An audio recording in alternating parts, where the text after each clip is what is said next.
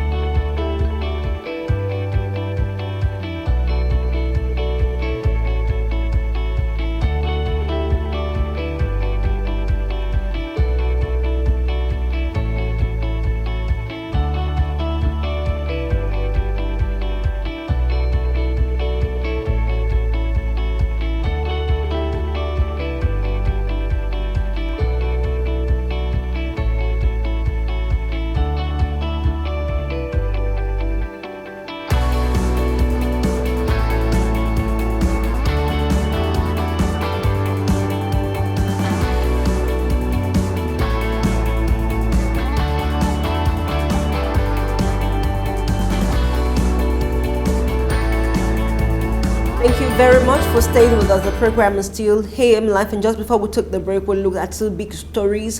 What with the innovation at the Redeemers University, and of course the sad news around a building which collapsed, and of course 2 lives were lost with 14 persons still injured. We're hoping they would recover soon. But now we're looking at another story now from Lagos State, which is around an issue the Christian Association of Nigeria, the state chapter, is taking up around the sack of Venerable Femi Taiwo. Yes, who is the chaplain of the Government House Chapel.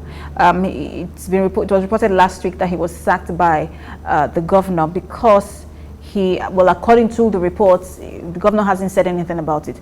According to the reports, there was an anointing service at the chapel, and then the chaplain, Femi Taiwo, anointed people first before he anointed the wife of the governor.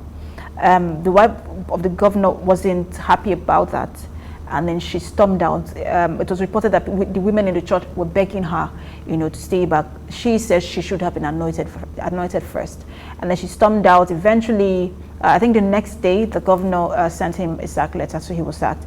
And the CAN is now wading in on the issue.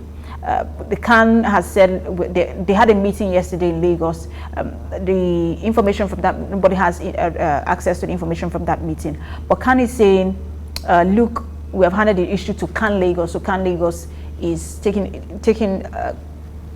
up the issue because Lagos is celebrating Lagos at 50. They don't want to heat up the polity. So at the moment, no one has information from the CAN meeting. But what we know is basically that Femi Taiwo was sacked because the wife of the governor wasn't anointed first during an anointing service. So because of that, the Thanksgiving, Lagos at 50 Thanksgiving was moved out of the chapel to the banquet hall of the government house. Well, while we wait for the account of the governor, his office, as it were, and of course, the side of the Christian Association of Nigeria, the Lagos State chapter, would look at this issue based on the report that we have with us, and the fact that Mrs. Bolanle Ambode got angry at the fact that she wasn't anointed first before every other member of the congregation, every other person in the church during the service. And this really got her upset. Now we look at the fact that, well, people from different quarters are saying that irrespective of what happened, ministers of God should be treated with decorum, even if he had done something worse.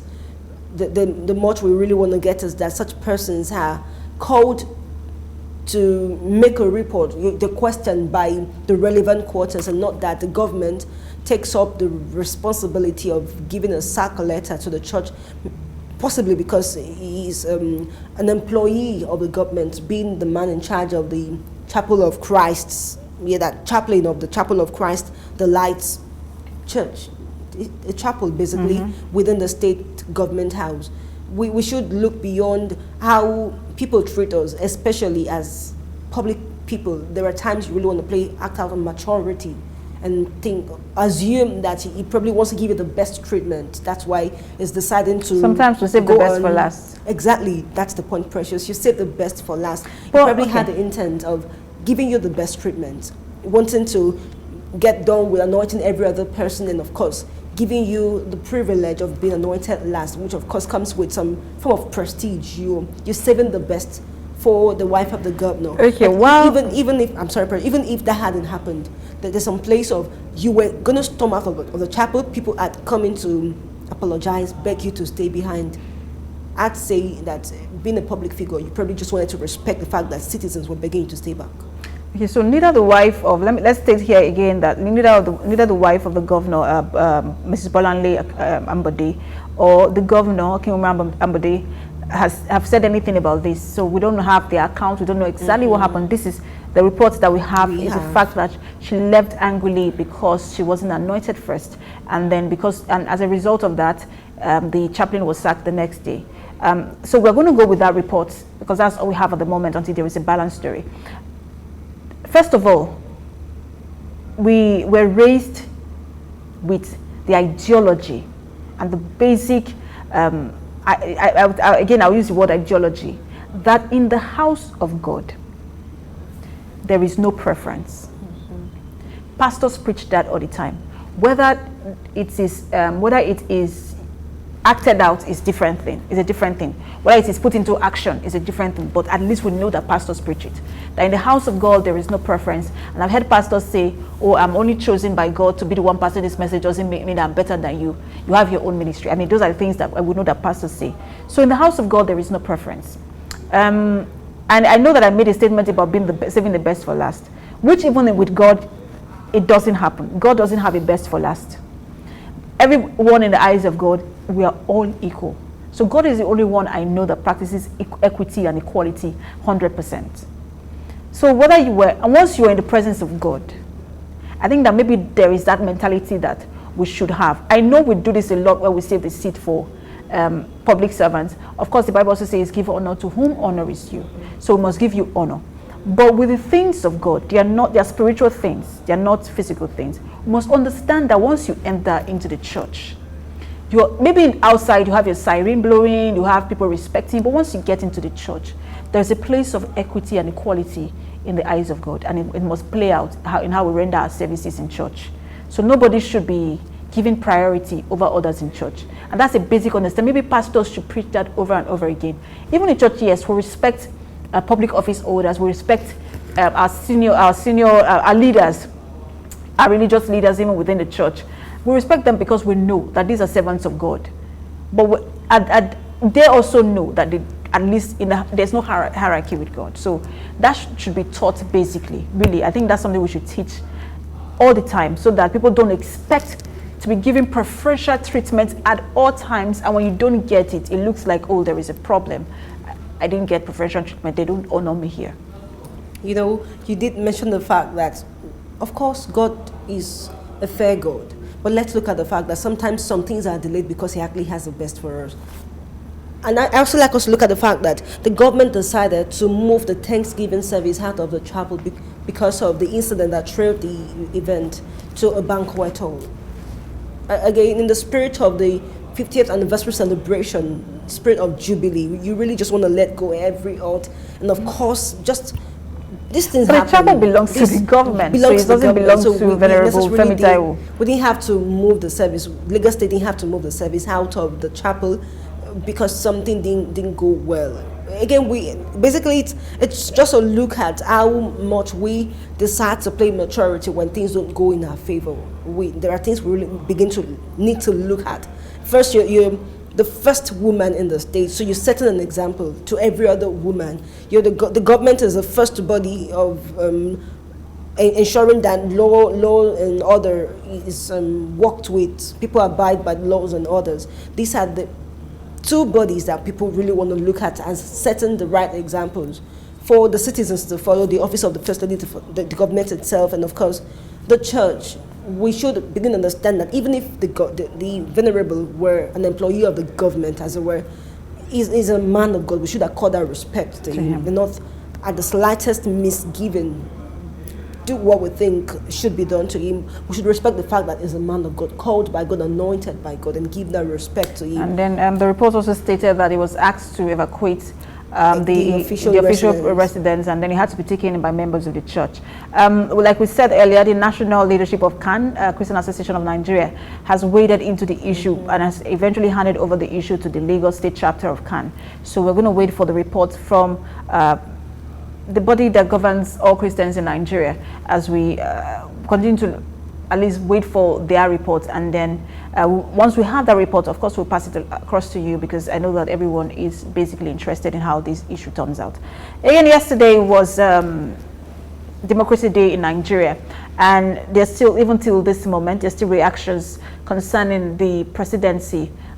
2 years in office of the presidency, people are still giving their opinions. We also did go out to get opinions from Nigerians and how they would rate the 2-year administration of President Buhari. It's a mixed reaction. For some, he's done so well. For some others, he could do better. For some others, he has not done anything at all.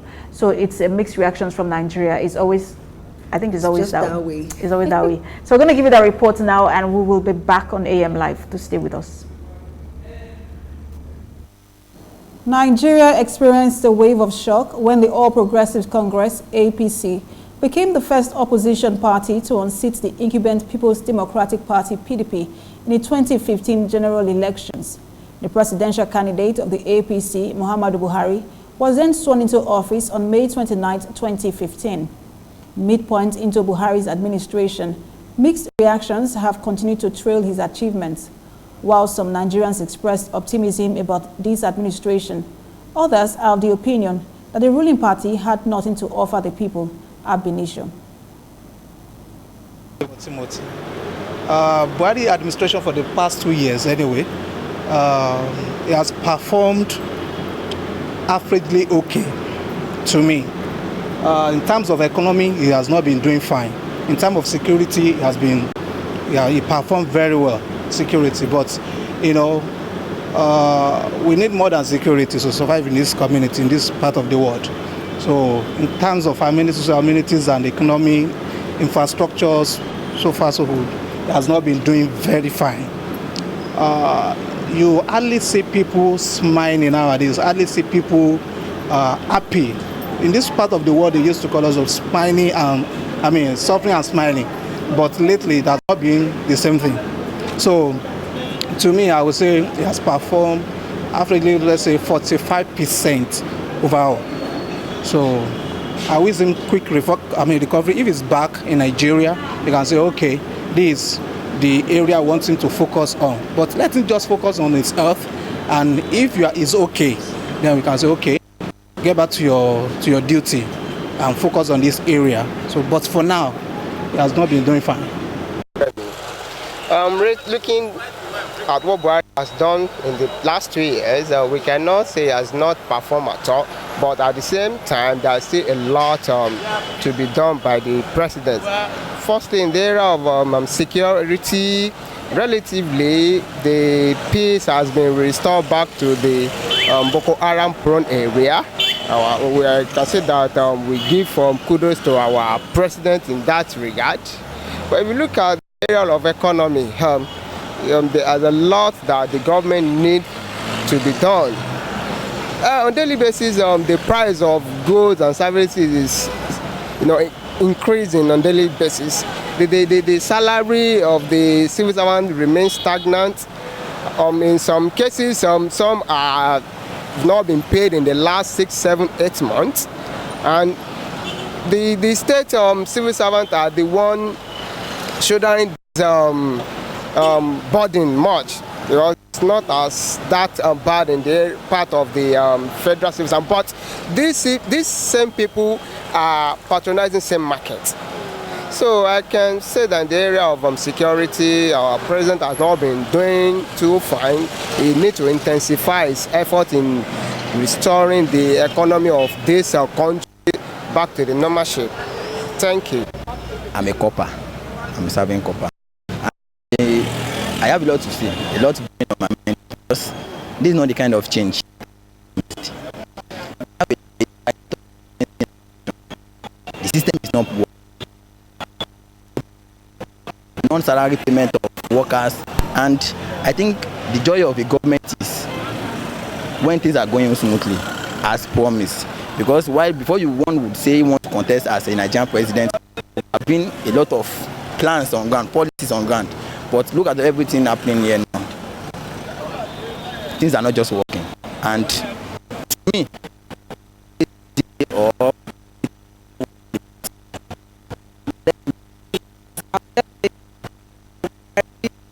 yes, I thought to me it's not done anything.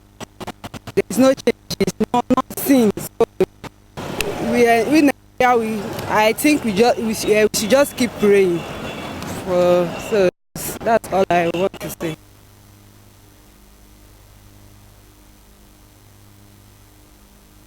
Some Nigerians say Buhari has done well in fighting the anti-graft war, as well as tackling insurgency. Others have decried the state of the economy, adding that the hike in food prices is making life unbearable for the common man. To me, he has done perfectly well in the area of fighting corruption, and at the same time, he made us to know that there are people in this country that they are not their brother's keeper. Imagine somebody keeping so many billions of naira in a place, and maybe his relatives, his cousins, his brothers, they are suffering, and you just keep a lot of money somewhere, bury it on the ground, and the man has been perfect. That's just the word. He made us to realize so many things. That's just it. He has tried. Yusuf. Now, about Buhari's 2 years administration 2 years ago, then I can see that before Buhari coming, there are a lot of problems. So Buhari now is tackling the problem. So there is no impact in Buhari administration now. It seems that he has never started any work at all. The problem that is meeting down is tackling the problem now. So I don't see any impact in Buhari's administration. They are those people who are looting government treasury. They are recovering the money from them, but we don't see what they are using the money for. The money is just there, no employment, no anything. Everything just empty. I say there is no employment. Everybody is roaming about.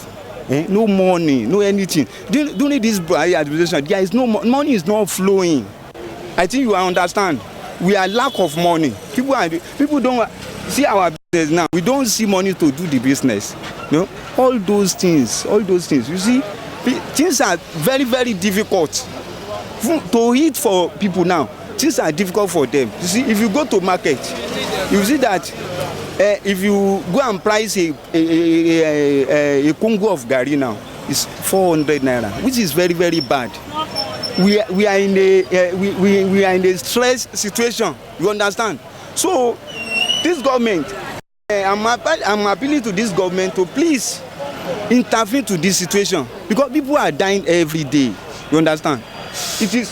It is the mercy of God that we people that we are here, we live today. It is God's mercy. You understand? Some people have died of hunger, but I want the government to intervene. Please, all these high prices of food, say government should intervene and do something about it.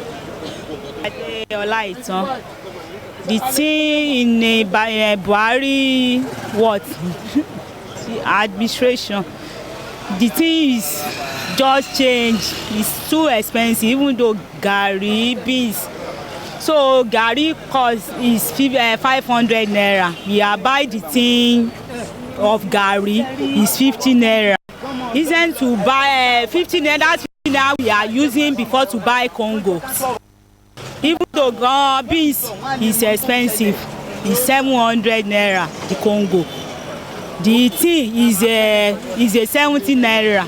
So if you can help us to the price come better, so that people will be okay, we will not be suffering. The presidency recently rolled out the Economic Recovery and Growth Plan (ERGP) and signed 3 executive orders on the ease of doing business. These and more will become the determinants for assessing the next 2 years of the Buhari administration. Precious Amayo, reporting for New Frontiers Television.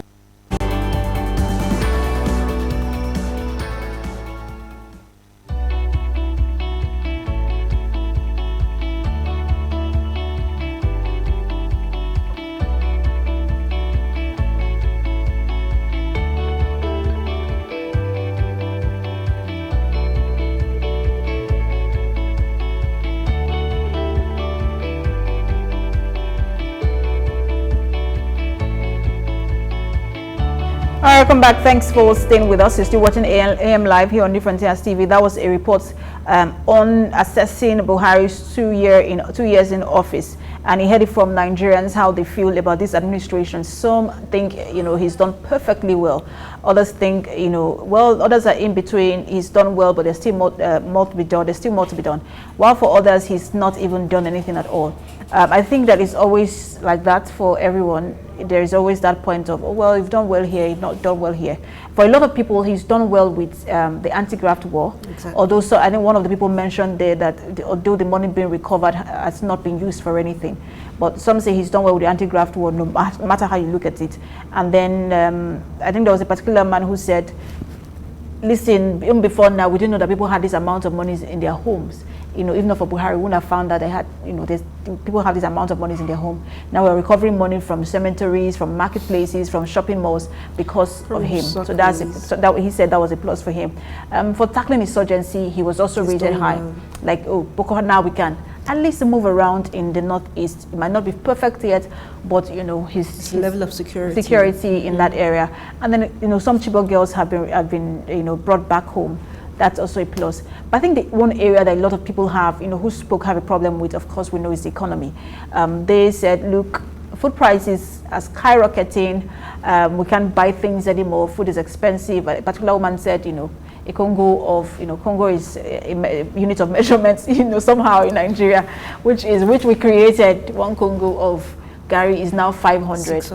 500. So, and these are things that people used to buy for like 50 naira, moved maybe like 200, you know, and then eventually skyrocketed to 500. And the funny thing is, these prices never go down. They won't. No, I hate to sound pessimistic. I'm hoping they really would go down. But the point is, well, in 2 years, I remember, was it 2 weeks ago, the president is saying that it's too early to judge or to assess the performance of this government in its midterm. But the point is, upon assumption of office, you did promise there were going to be very, very basic changes in the country. And of course, what Nigerians would want to see is how this whole thing would reflect on how well they feed. Yes, exactly. We're grateful. We're able to achieve some level of security in the country. The fight against insurgency is being won, like it's still being won. But the point is, the economy is what everybody feels the most. The fact that we've been in depression since August last year. And we heard there were seeming assumptions from the Ministry of Finance that a couple of months into this year we're going to get out of recession, yes. But it still doesn't look like it. And the fact that, well, an average Nigerian is still struggling to probably take a square meal, just a meal a day, means that we've not gotten as much as we expected from the Buhari government. Well, the acting president was saying that the president spent 2 years mopping up all of the things, all of the much the PDP did in spoiling the economy, in spoiling government. They're trying to heal up the government in the past 2 years. But we have 2 years, less than 2 years to go in this administration. You really want to wonder, would you be able to achieve all of the promises you made to us in the last 2 years we have in this administration? While you're mopping up, it meant the government probably never had a blueprint of what we're going to be doing while we mop up all of the ineffectiveness recorded by the opposition party. But the point is, yes, we're happy we've had 18 years of democracy uninterrupted, but we're not getting the dividends we actually want. Nigerians are saying, we're glad for 18 years it's been the government of the people, for them and by them, but we want food on the table. And there's this Yoruba adage translated into which means when poverty is out of all of the issues man is going through, the rest is as good as history. We will only be able to say the government is done well when we're able to conveniently afford the very staple food we used to be able to get many years ago. So yes, while we're waiting for the presidency to again assent the budget, we really want such that we want an improvement in the economy. Nigerians want an improvement in the economy.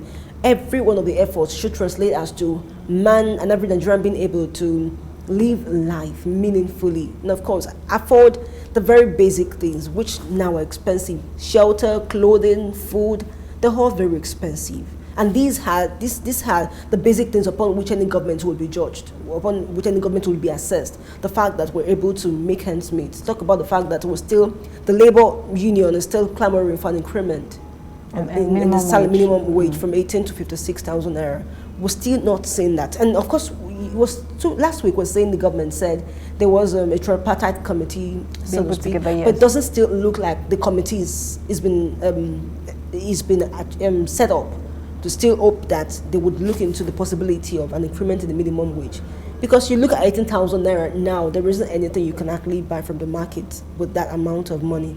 So yes, while we're hoping the next 2 years will be better than the first 2 years we've had, we're only expecting that things would the price of goods, the price of food will be stabilized and affordable for every Nigerian, basically. True, and that's, one of the things that people do is that when we want to rate a particular government, we then put that government, we just oppose the government with the previous government, which is actually very wrong, because we can't say that APC is doing well because PDP didn't do anything, or that PDP did well because APC is not doing anything. We look at people based on the manifesto they made. So we hold our government accountable based on the manifesto that was given and promises that were made. And there were 3 key areas that the president did focus on. He talked about tackling insurgency, he talked about fighting corruption, and then making the economy better. And we can say that, okay, maybe in 2 areas you're doing well, but there's still one area, and that's the area that Nigerians care about the most. One of the respondents, in our report said, no matter how much security we have in the country, people can eat, it looks like you're not doing anything, even if they can walk around. It's funny that there are more people on the streets now. Not in terms of moving around, but there are people living on the streets now. I recently started to notice that you have more people who sit on the streets daily, and then you think that, oh, they're just there resting. You see them again, there the next day. You see them every single day, some of them with their children. And there are more people joining them. You're wondering what's happening. Is it that these people were always there, they're migrating, or that people are no longer able to afford basic shelter, just to have at least one room over your head for you and your children? So it looks like actually we don't understand the gravity of things until we begin to look at some things that we didn't used to notice before. I didn't notice that people were actually more people on the street now, but I noticed a particular woman, and then I started to notice other people, and I realized, there are more people on the streets now. So we need to start looking in this area. Government needs to start looking in this area. The Vice President, Acting President rather, Yemi Osinbajo, said that the presidency is going to consolidate on the previous achievements they've had in 2 years, in the next 2 years. The ERGP report has been launched. We know that President has also, Acting President signed 3 new executive orders on the ease of doing business. So those are some of the determinants, or some of the things that we're going to use to determine the achievements of the next 2 years. It's not going to be basically about insurgency or corruption. It's going to be about the economy. I think people are going to use that as a basic, a yardstick for judging the achievements of the next 2 years. We're going to take a break now, and when we return, we will begin with our interview segment. Do stay with us.